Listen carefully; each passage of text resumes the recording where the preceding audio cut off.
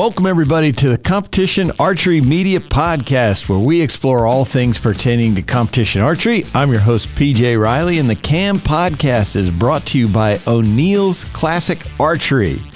Today, here we are on Wednesday, 3 days after our guest here, Kris Schaff, won his first Vegas tournament. Kris, thanks for being here. Thanks for having me, PJ. Has that sunk in yet? Vegas champ? I don't think so. I think it's going to take a little while. I mean, that was, I've won, world championships in the junior class, World Cup finals, indoor and outdoor. And that was actually the first tournament where I actually broke down and cried a little bit. I heard about that. Josh Grine was standing there, and he said that after you just turned around, looked at Brady, and that was it. Yeah, pretty much. So how many times have you made the shoot-off? This would have been my fourth time. Fourth time, okay. And you've been competing how many years? Like, how many years would you have been at the Vegas shoot? I shot the youth class for a couple years at the Riviera. I believe I shot 1 or 2 years in the pro class at the Riviera. So I don't know how long it's been at the South Point now, probably 8 years now. Yeah. No, it's more than that, 10 years probably. Man, so the first time I made it was 2014. Okay. At the South Point. Oh, okay. Yeah, that's 9 years ago anyway. Yeah. So the point I was getting at is, I mean, this isn't like, this is my third time there. You've been there. You know what the Vegas title means in the archery world. Yeah, it's the one that I think everybody wants. But let's talk about that, because then, I mean, this is like, so far, 2023, man, this is your year. You come out with Nîmes, second at the Lancaster Archery Classic, third at the World Archery Indoor, correct? And then you win Vegas. I mean, it's been unreal so far. Unreal. I mean, I think it's just more arrows behind the bow, to tell you the truth. Brady moved up here to Montana. He's got an indoor range. We've been pushing each other every single day. And it's not that I didn't shoot before, but I'd go to the archery shop and shoot, 100 arrows in a matter of 2.5 hours because I had to, wait on the other people. Where now I can shoot 300 arrows in 2 hours, 2.5 hours. Yeah. Huh. I was going to ask you that. So you're training. Are you doing anything different in your training? No, just shooting more arrows, pretty much. Just shooting more arrows. Yep. What do you think that is doing for you? I think it's just the confidence to, if you got confidence in yourself and confidence in your equipment that you're going to, every time you pull back, you're going to hit the middle. Right. It's, what I think the best thing for everybody. I'm sure you've heard it. I know I've seen it out there in the social media world. People are saying, oh, this is Kris, you changed bow companies this year, that you're wanting to prove yourself again or something like that. Is any of that a factor as well, or is that just all smoke? I don't even feel like I went anywhere. I still won tournaments last year. I podiumed at tournaments last year. So I don't, I'm not coming back out, I guess. Right. I'm just winning more. Right. Yeah. So for indoor, what was your biggest win before this year? Obviously Nîmes was the first one, but what would have been your biggest win in indoor? I won Nîmes in 18. I won World Cup finals, indoor World Cup finals in, I want to say 19. Okay. I believe. Yeah. So, one of those two probably. Right. And then to come out there with Vegas. And this year there were 25 or 26 in the... I believe 25 plus a lucky dog, so 26 total. 26 with the lucky dog. Okay. So what's that like? Walk us through it. They call you out one by one. The stadium is full. I saw the view of the crowd there. It was packed in there. What's that atmosphere like when you hear your name called and you walk out on the floor? It was crazy. When I first walked out, there actually wasn't a lot of people, that cheered for me. Kind of deal. They were all wanting Bodie to win, I think. I'm the young gun. And then as soon as it started dwindling down, it was just, you could see it more and more and more and hear it more and more cheering for me. So it was pretty awesome. Yeah. Yeah. And now as you're shooting in that, it seemed like this year there was a pretty fast drop off. It seemed to me, I don't know, might not have been, but it seemed quick that we really got down to the last couple archers. Yeah, usually, as soon as it goes to that first end of X's, there's a few that dump out of there. But like the biggest shoot off I've ever made in Vegas was only 8 of us, 8 plus a lucky dog. Oh, is that so coming out with 26 of us, I mean, that was huge. Huge. So. And in your mind, what's happening in this type of situation? Are you fighting nerves? What's going on in your mind while you're shooting on that stage? This was actually probably the least nervous shoot off I've ever been in for some odd reason. I mean, Neems, you can see it. I'm Brady the whole time. He goes, just calm down. You're fine. I was jacked up in Neem this year. And then I walked out there and it's like I've been there a million times kind of deal. Huh. So it wasn't, I still had the nerves, but it wasn't overpowering. Right. Do you think any of that had helped that you were there at the Neem final, that you were there at the end of the Classic? That's just I think so. A couple weeks before. Yeah. I think putting myself in that situation weeks prior it was definitely a help. Yeah, yeah. And then just shooting it out there for the big win. That's incredible.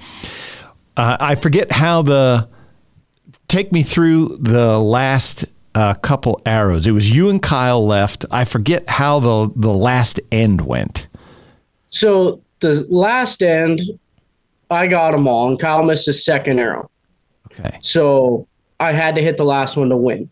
Right. Okay, gotcha. And when George or whoever was commentating over the loudspeaker, he would say 10-9 liner. So I didn't really know if it was in or out. Yes. But then I had Brady standing behind me, like kind of, calling my arrows, talking to me and stuff like that. And I could hear the excitement in his voice. Oh, and I'm like, oh crap, that arrow missed. Because he was all calm, cool, collected the whole time. And then as soon as that happened, it was like just his pitch was higher. He was talking faster. He was way excited. And I'm like, oh crap, he missed. So I think that helped me. Yeah. More nervous, I guess. Did you feel extra nervous on that last arrow? Oh yeah. I think in the video you can see me shaking back there. Yeah. It was just, like I got to hit this one, just one more arrow. One more arrow.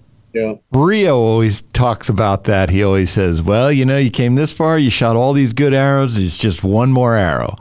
Yeah. I wasn't thinking that. I promise you. I always thought, I don't know how you would ever be able to do that. No way.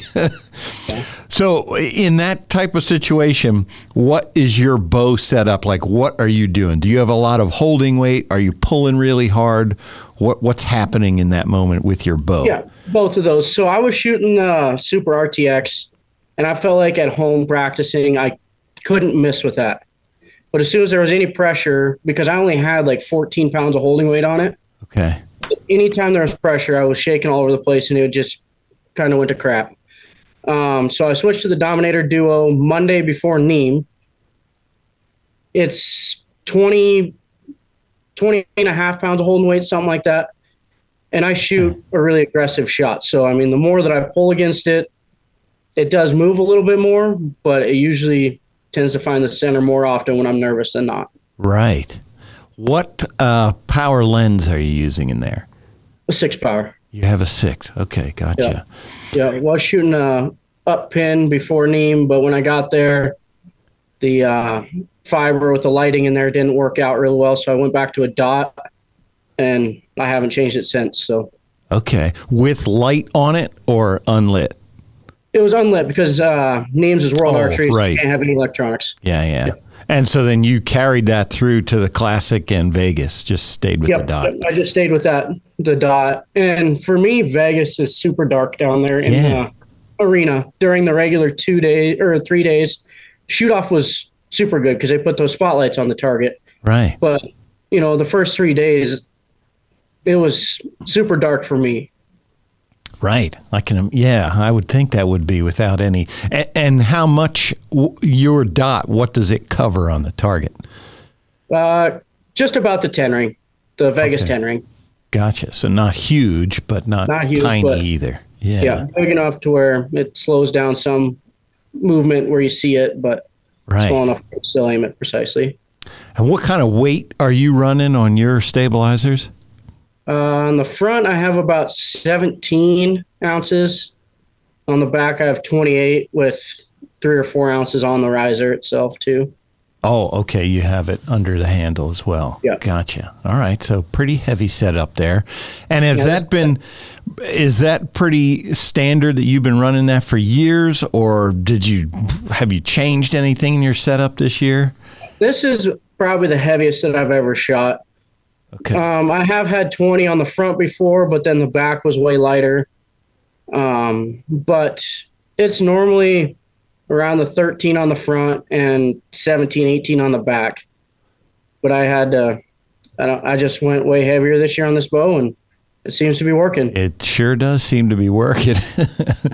All right. So now you have these big win. You have these, Nîmes and Vegas wins, and then second and third podiums in the other ones. Are we now supposed to think of Kris Schaff as an indoor archer, or is 50 meters still your game? Hopefully both of them. I don't want to be known as indoor or outdoor shooter. I want to be versatile in everything, I guess. Right. With Vegas now down, what's next on your schedule? I have USA Indoor Nationals, which I'll be going to Salt Lake, the Easton Center down there, the end of this month. And then the last indoor will be Indoor Nationals in Louisville. Gotcha. And then starting the USAT season? Yep, I'll be going to Arizona Cup for the first one. I'm actually going to head down there probably a week and a half early because normally up here in April there's still snow. Yeah, right. So I'm going to head down there, take the family for like the first weekend because there's a Supercross. All right. Take them to the Supercross, and then I'm going to send them home. I'm going to stay at Mel Nichols' house, train there till Arizona Cup, and then I head straight from Arizona Cup to Antalya, Turkey for stage 1 of the World Cup. Oh, gotcha. All right. So you got to be feeling pretty good about that coming, this year starting off like this. I would imagine that's a good confidence booster. Yeah, for sure. I mean, this by far the best year I've ever had. So hopefully I can just continue to ride the train while it's still on the tracks. Yeah, right. Now, are you from Montana? Is that where you're born and raised, or did you move there? Nope, I was born and raised here. Same city I'm in now. So haven't moved anywhere. So how does someone like you get into this high level of target archery in Billings? Is there a good target archery community there, or is this you just did it on your own? No, there's always been, a good community of target archers, decent archery shops here. Back when I first started, there was 2 archery shops. Now there's only one, which Rob Morgan, Shauna Morgan own it. So there was Tate there when he was living up here a lot to practice with. There's, my brother is an insanely good shot. He just didn't handle the pressure well. He's made the Vegas shoot off before. Okay. He's qualified first in Lancaster. But the pressure got to him a little bit, and he's got a family and a good job now. So he's kind of backed off a little bit. Yeah. And that's who got me started in it, was my brother, really. And did you start as target archery, or did you start as a bow hunter? Well, I was too young when I started to hunt. So, I pretty much just shot a lot of targets with a hunting setup. Right. And then got into the hunting deal and then started target archery. And so there, we would typically in the hunting places, usually 3D is the big archery game. Is that the same there, or was it, like indoor? And I don't think we've ever had any sort of ASA, IBO qualifier or any 3D. It's not big up here. There's a few local clubs that put out 20 targets to go shoot before hunting season. Yeah. And we used to have a state 3D series. Now that's gone. So it's just pretty much all target up here right now. All target. And target being indoor or indoor and outdoor, 50-meter field? Pretty much indoor and then like a field courses. Yeah. How about I've never shot a FIDA round in Montana or anything like that. So. And is shooting the only thing you do for a living, or do you do something else as well? I take care of 3 kids and take them to dirt bike tracks, races. But other than that, yeah, just shoot. That's a full-time gig as well. Yeah, yep. All 3 of them are into dirt bikes. 2 of them now. One of them's only a year old, but I'm sure she'll be on it. That's got to be like heaven out there for if you're into dirt bikes. Kids, plenty of places in the winter. In the winter. No snowmobiles? Perkins didn't, bring down one of his snowmobiles for you? No, I don't have any of those. Yeah, I'm always interested to hear how people get into being target archer, a full-time target archer, especially with it being the like World Cup type of target archery. It just seems like there's more of the other here, but out in Montana, like to end up going to the USATs. How did you get into that path of USA archery stuff? Well, the first time, so I would shoot like the Idaho Open, the Utah Open, and just kind of, some bigger local shoots, I guess you'd say. And then I got hooked up with Rio and Logan Wild. And in 2009, they talked me into going to try out for the indoor world team in the junior side of it. So I went and tried out, ended up making the team and winning the world championships in Poland. So, I think that right there, just having them push me to go try out for that first, transpired into now me shooting for the USA team on the adult side and going to all the USAT and most of the World Cup stuff. Yeah, yeah. That's the first one you went to, or the first year you got into it. You won the Junior World Championships. Yeah, that was the very first trials I went to, very first World Championship I went to. That's a pretty good way to start. Yeah. Yep. So is there a World Cup event that you really enjoy, or a USAT event that you really enjoy, like your favorite place to shoot or anything like that? I think my favorite out of the country place, I like Medellin, Colombia. It's pretty fun. Bangkok, Thailand was awesome when it was there. One of the indoor World Cups. Yeah. For a USAT, I'd probably have to say my favorite, San Diego, SoCal Showdown. Gotcha. Just, I think, because there's things to do there. Right. Yes, compared to some of the other places, what we were for outdoor target nationals, we were in Malvern, right in my backyard. I know for a fact there's nothing to do there. So, but what do you think it takes to get folks to get more people to be interested in that category of archery, the USA archery side of things? I know that's where you get to shoot for the country, but I'm just wondering how we get more people into that versus 3D seems to be, I don't know, maybe it's just where I am. That's what people like to do, but how do we get more USA archery archers out there? I think for that, we need to go out and get more non-endemic sponsors.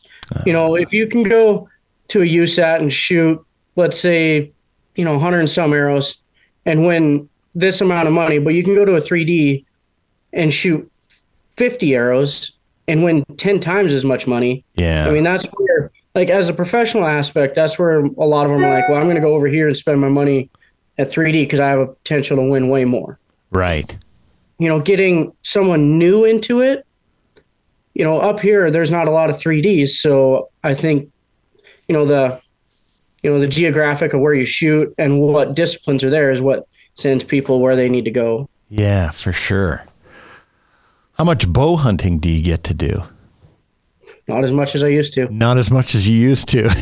No, we have USA Outdoor Nationals, US Open now this year, first weekend of September, which I don't know if they don't know about elk season, but that's when it opens too.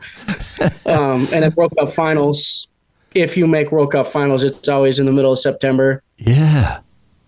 And then there was end of November is King's Archery. So there was something in October this year. I forget what that was. It might have been one in Yankton. Yes. Maybe. What was that?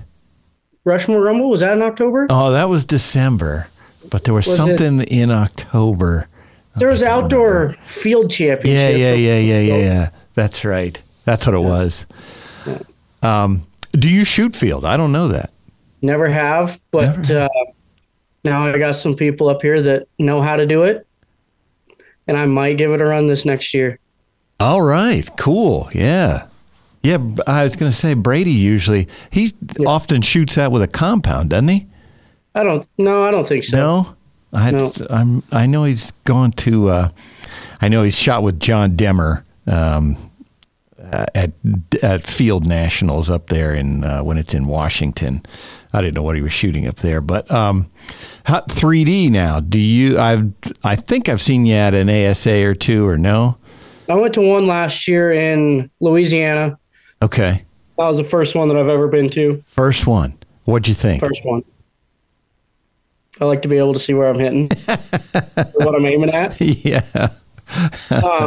It's just like this year I'm going to be so busy with, if I make, the World Championship team this year, I got all the USATs, all the World Cups. It's just, I'm so busy to even practice that or get to learn how to do it good. Right. Yeah, that is a whole other, can't see what you're aiming at, as you mentioned. If I don't make the World Cup team one of these years, maybe I'll give it a go, see what happens. Yeah. Well, I think it's cool that you are committed to that type of archery, the USA archery, the 50-meter stuff, because it just seems like people shift away or whatever, and it's good to see more people, especially high-level folks like yourself, committed to that type of archery, because that's where you compete for the country. That's where you get to wear the red, white, and blue. That's got to be pretty cool to do that, especially on championship day, finals day, when you're out there for the medals matches. Yeah, it's awesome. Nothing like them playing your national anthem when you're standing on the podium. And you were on some pretty epic teams there. You and Steve Anderson and Rio, and you guys. I've got some awesome guys that, have backed me up all the way, and I've backed them up all the way. But yeah. I mean, Jimmy and I and Braden, world champions right now in the team round. Right. I've won world championships with Braden and Steve. But yeah, it's awesome to get to see and shoot with these guys. Yeah. The team rounds there, how is that dynamic when you're on the medals, when you're in those medals matches versus when it's individual? I mean, all your problems that you have with each other or issues that you've had in the past, it goes out of the window. You're a team, you're going to win as a team, you're going to work as a team. Individually, I'm not your friend for those 15 arrows. Anybody, I room with Rio. We shoot off against each other. I'm not your friend for that 15 arrows. After it, we can be friends, but during it, we're not friends. Afterwards, yeah. So you were talking about your kids there. Do they have an interest in archery? Not really. No. They both have, the two older ones have bows right now, and they go shoot arrows every once in a while. But no, their life is dirt bikes. That's it. Dirt bikes. I've seen you post pictures from different events that you go to and stuff. Is that like every weekend when you're not competing? Pretty much. And it's not winter? I'm actually leaving this Friday for Rapid City, South Dakota, taking them over there to an indoor race. So. Oh, gotcha. That they're in or to watch? That they're going to ride in it. Oh, no kidding. Yeah, they have an indoor series over there, and there's one every month, and I think I've made it to the two of them this year so far. And then, other than that, my dad and fiance take them. How about that? We're going this weekend, so yeah. So getting back to your bow, I was just thinking about this. So you shoot a hinge, correct? Correct. Are you one of the archers that you'll switch back to a thumb and go back to a hinge, or you're just hinge, period? Straight hinge. Thumb buttons and I just don't get along. I started off right when I first started using a hinge, and that's what I've stayed with ever since. Yeah. Shooting next to Jimmy Lutz, you don't get the urge every now and then to slam that baby. Yeah, no, I don't know if you saw that this last weekend, but Kyle had that hiccup on that one arrow, and I turned around and started laughing because I didn't know what happened. Right. The whole crowd had the oohs and the ahs, and I knew what happened. I didn't see it, but I knew what happened. Which hinge do you shoot? TrueBall HPC Flex, medium. Okay, gotcha. And do you have that set pretty fast with a click? What's your setup? No click, and it's pretty about in the middle, maybe on the heavy side. I like to be able to get into it and not have it fire on me real early because I do shoot pretty aggressive, so I'm pulling hard into the back wall. So it's got to be set a little bit on the heavy side. Now let's talk about the new bows this year. You said once you set up that Dominator Duo that it just worked for you. What is it about it that agrees with how you do things? I think, so I'm shooting the 38, so 38 inches axle to axle. Still got, I believe, around a 7-inch brace height, maybe even a little bit bigger. Uh-huh. But the M2 cams, which is their most aggressive cam, I think is what has helped me over the RTX. Because the RTX, I was shooting the EM cam, which is a little bit softer, less aggressive cam. Yeah. The last 5 years I've shot the SVX cam. So it's an aggressive cam. Yep. So I went to that one, and it's pretty close to what I was shooting. Right. We just reviewed the PSE Shootdown Pro, shot it over the weekend, and I was just, as we were going through the specs, I saw those 4 cams. How important, or how, I'm not sure what my question is. I know what my question is. Is it, so, you come out with a bow, like you like that super aggressive cam. On the Shootdown Pro, I was shooting the SE cam, which is the softest cam. How important is that, or how important do you think that is for a company to have those different options like that? Like you're not just forcing people to one thing. It's, awesome for them because, you look at even the top pros, myself, I pull really hard. Kyle Douglas pulls super hard. And you look at Chris Perkins, and he doesn't hardly pull at all against the back wall. Yeah. So having the options to custom it to how you shoot is, the best thing for any company out there. Right. Yeah, as we were actually listing all the specs, we were like, man, got all these specs we got to put into graphics because they got 4 cams. Yeah. But then on the flip side, as you mentioned, then you can have one bow and 2 people can shoot it completely different. Exactly. Yeah. And it's not, that's probably not the greatest for every dealer out there because everybody wants to try something different. Right. But, to finally get a bow that's super customizable to you, it's perfect. Yeah. And that shoot-through riser, obviously that's something that you've been working with for years. You like that, or you tell me, is that something that you feel? The way that I draw a bow back, for some reason, a lot of the time it likes to fall off on the left side of the rest. So without the shoot-through on there, when I was shooting the RTX, half the time it'd fling all the way around, and but with the shoot-through, it keeps it contained. So it's nice. Getting back to Brady there, now that he moved up there, we talked about this at the Classic, and you talked about a little bit that you guys are able to train together, and obviously Toya's shooting as well. Whereas I'm guessing a year ago, you didn't have that. I don't know if Tate was living there at the time. Were you training by yourself? So I was training with Tate for quite a while he was still up here before he moved down to California with Paige. Yeah. And then ever since he moved, it's been probably, I want to say like 2.5 or 3 years now. Okay. I've just been kind of doing it by myself with no push from anybody. So, hard to get out there and shoot a bunch of arrows. Yeah. And then Brady's house just got finished. I want to say like the end of November. We were in there for the first time, beginning of November, maybe, for the first time in his basement. Right. And now he's pushing me. I'm pushing him. Toya's there shooting as much as she can with Ty. Right. I'm guessing that's a better situation than trying to just shoot yourself. Oh, absolutely. Yeah.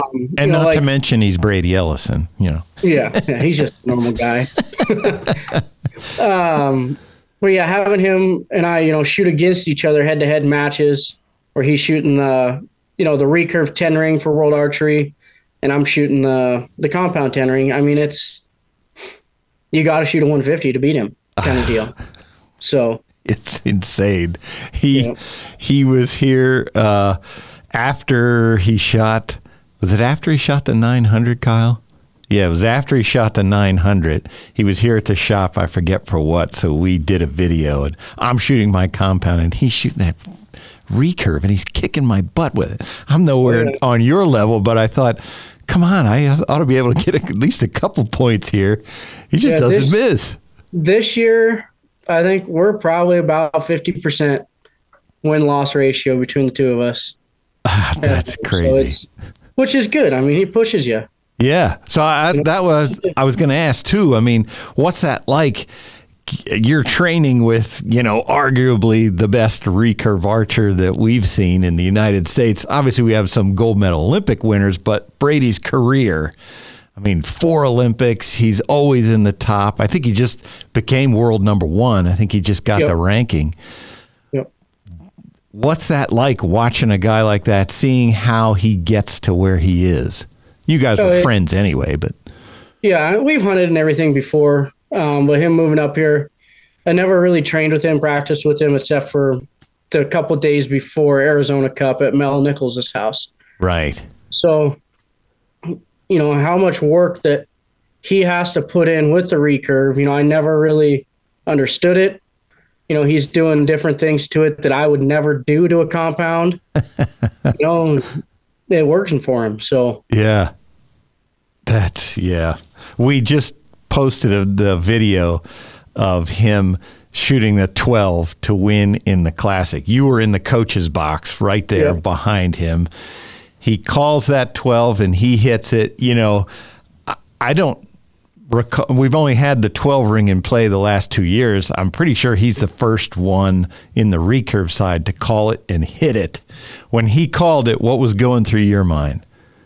Well, at first he turned around and looked at me right before he hit the 12 button, and I'm like, do what you want. Like, this is yours to win or lose. Do what you want on this arrow. Yeah. So he hit the button, and then actually, hit the 12, and it was pretty sweet. And then a few hours later, I turn around and look at him when I'm up there, and he goes, do what you want. It's your arrow. Like the same response. And I'm like, thanks. I needed some more encouraging than that. Yes, that's right. We should mention that it came down to the last hour and it was really close. Bodie Turner got the 12. You had just missed it for the Classic. Is that your best finish at the Classic? Yeah, by far. The second. I made the final 8, the snow year, when it was just off of qualification. Right. But that was the first time I ever made the final 8 at Lancaster under normal circumstances. Right. Gotcha. But that Vegas, just next year, your pictures, your banner's going to be up all over the place out there.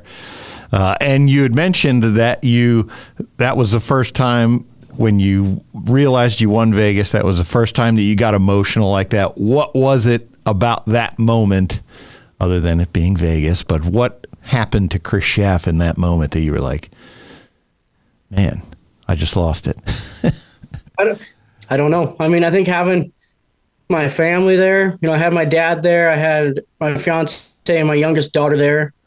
I've won, like in Neems, I won it, but none of them were even there. I gotcha. Having them there and just having, I think the whole crowd that was, cheering for me when I hit that last arrow, it's like, Yes. Wow, I just did this. Uh-huh.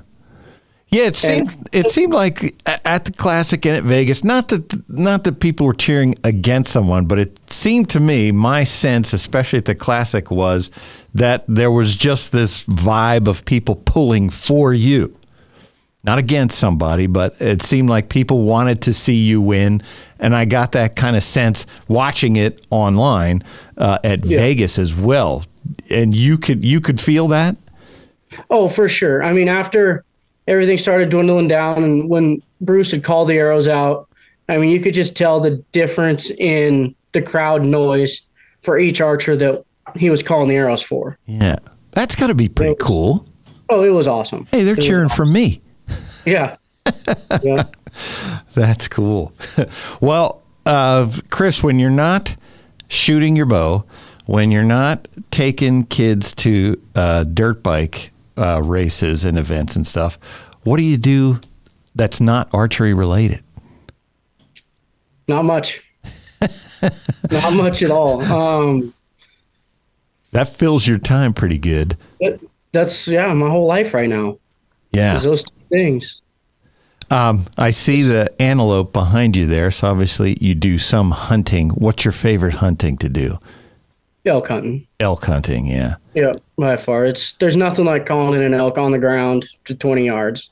Did I see a picture of you with one this past fall? Or was it a year ago? It'd have been a year ago. A year ago. It was a good one, though. Yeah. Yep. Yeah. Was that close to home? Yeah, it's probably an hour, 45 minutes at the most from my house. I'm jealous. You can go an hour, 45 minutes away to shoot elk of that. It was, what, high 300s? No, it was like 320 is all, but 320. It looked, I remember the frame of that thing was pretty huge. It was a good picture. A good picture. I like that.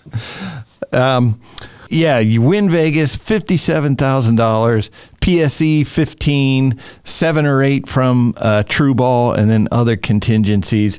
I mean, what's that like to know, boom, you just have this big windfall of money from one weekend? Yeah. I mean, the past 3 weekends have been, awesome on that point. Yeah. I did sign a smaller contract this year with PSC than what I was normally getting.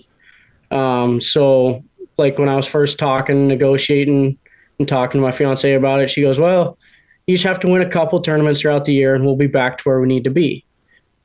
Well, boom. That's already happened in the first month. So, and some, Vegas is obviously the biggest tournament of the year. You're going to win the most money at the Vegas shoot. But I think it's not about the money at the Vegas shoot. It's about having your name being a Vegas champion, I think. I mean, obviously the money's nice, but people are going out there to be the Vegas champion. Yeah, yeah. Regardless of what they were going to pay, you want to be the Vegas champ. Exactly. They could have, paid $20 contingency and you're still the Vegas champion. Yeah. What, is it because it has been around so long? What's the mystique about the Vegas, or because it's the biggest? What is it that makes it so special for you? I think it's the biggest, and just seeing everybody there in every different category. Well, this year the 101-year-old guy was out there shooting. Yeah, he comes out doing right before the shoot offs. Bruce introduces him to everybody, and it was a standing ovation, and just the atmosphere is awesome there. That's crazy. 101 years old. Yeah, I hope I'm walking at 101. I don't care if I'm shooting, but I hope I'm walking. So I have never been on the line like you guys have there, especially on the last day, but I will never forget the times that I was there on day 3, and we would go down with the championship open for the final arrows, and I'm not shooting. I'm not doing anything. And I'm nervous as heck. Like you said, that just the feeling of Vegas, like here we are. Anybody who cleans this is going to the big show. There definitely was something different about being there in that moment. I can't even imagine for you guys. Yeah. Well, the 9th end of the 3rd day this year, my first arrow, I fired it and it hit left, quite a ways left. And I thought it was out. from my binos. Like, it was that close. I'm like, it's out. I got the next 2. So I think having, my adrenaline's so high, and then shooting that arrow where I physically was like, okay, I'm out. Yeah. It was just a 100% adrenaline dump. It was gone. Ah, right. And I walked down there, and it was halfway through the line. There was no judge call needed. Everybody, it was way there. Yeah. And then I think the last 3 arrows, I shot all 3 inside out X's. No kidding. And I think that one there, because, my adrenaline was just gone. Yeah. Like, oh, I think is what helped me on the last end. How about that? Yeah. Well, I've heard other people getting to the show say the 900 is harder than shooting in the finals. Would you agree with that? Yeah. Everybody goes there to make the shoot off. Making the shoot off is, a huge step. Yeah. And then winning it is just a bonus on top of that. So I think, a lot of people go, okay, the 900, I got to shoot that. I did. I came here to do what I wanted this weekend. And then the rest of it's just a bonus. Right. Have you ever missed, like, very late on the last round on day 3? The COVID year where it was just the pros, I missed day 3, probably about right in the middle, somewhere in there. But normally for me, the first day is the hardest. Oh, okay. It's besides the last arrow, obviously, but I've missed more within the first 5 ends of the first day than I have anywhere else. Really? Yep. Do you think that's just getting the jitters out, or what do you think it is? I think it's just because you don't want to mess up so early. Oh. And then you just put more pressure on yourself not to mess up, and you're done. And then you mess up. Yeah. Well, that, Mike Schlosser this year at the Classic, Mr. Perfect, missed his very last arrow number 60, 59 11s, and he missed number 60. Yep. What, being an archer of your level, what do you think happened in that moment? He said he just wanted it too much. Yeah, probably. And I think that's a lot where, same reason that people miss in Vegas on their last end is they want it so much. But the plus side about Lancaster, he still got to shoot the next day. He wasn't out of it. Exactly. Where Vegas, you sit down, you go home. You're done. But I think, just wanting that so bad, obviously you're putting more pressure on yourself, which is all self-induced. It's... How do you deal with that? How do you deal with that? I go back to the basics of, everyday practice. It's like you've shot 1 million of them. You can do 1 million more. I try to keep my head kind of completely out of the whole archery scene at that moment. I'm thinking about, my kids. I'm thinking about other things like that, trying to just stay as calm as I can. Yeah. Gotcha. Stay out of that particular moment right then and there. Do you have a typical miss? Like if Kris Schaff's going to miss, you're going to do this. Is there a typical miss for you? This year it's been left. I've missed everything left this year. Huh. And I don't know if it's the way I'm looking through the peep sight when I'm nervous or what it is. Normally it was low to low right, which I think is just giving up on the shot. Right. Back end. Yeah. Yeah, this year. And it might be because I'm pushing too hard against the bow to make them fire faster. I don't know. Oh, to get the left, maybe pulling it a little bit. Yeah. For the left arrow. And now, are you a letdown guy? Do you let down much? No. Try not to. I shoot pretty fast. I would say I'm probably top 25% of all the shooters on speediness, I guess. Right. It's always been that way. And like the longer I hold it, the more it breaks down and the more it moves. So if I can get up there, get my timing right, it seems to work out pretty well. You want it to go. You have a very distinct style with your hand. You come back to full draw with your release hand. You take your finger off the peg or your thumb off the peg, and then your pinky and your thumb come around there. Are you now pulling, or are you doing anything with your hand on that release? Is it all just back pressure? Depends on how nervous I am. When I'm, nervous going to win, there's a lot of, okay, squeeze your fingers around, let's get it gone kind of deal. Normal practice, I just lean on it. It'll fire when it fires. Until it goes. Okay, gotcha. Yeah, I know. I've heard Joel Turner talk about Bode's, and he says as long as he keeps his hand moving, keeps the release moving, his timing is going to go. So I didn't know. And that's pretty much what I'm doing when it comes to, when I'm really a lot of pressure, nervous, is I get up there and keep that release rotating around. Right. Not a fast, jerky, punching. You just keep it pivoting. Keep it going. Yep. How old are you? I don't even know that. 30 this year. 30 this year. Okay. 30 back in September. So you got a bunch more Vegas championships in you, right? I'm hoping to turn 50 sooner than later so I can go in the senior class. Oh, man. Well, cool. That's all I can think of, unless there was something you wanted to talk about that we didn't hit. Any of your people that we should mention, sponsors or whatever? I don't know. I got everything. Yeah, I know Joey's bowstrings got 500 orders after the Classic. Oh, is that right?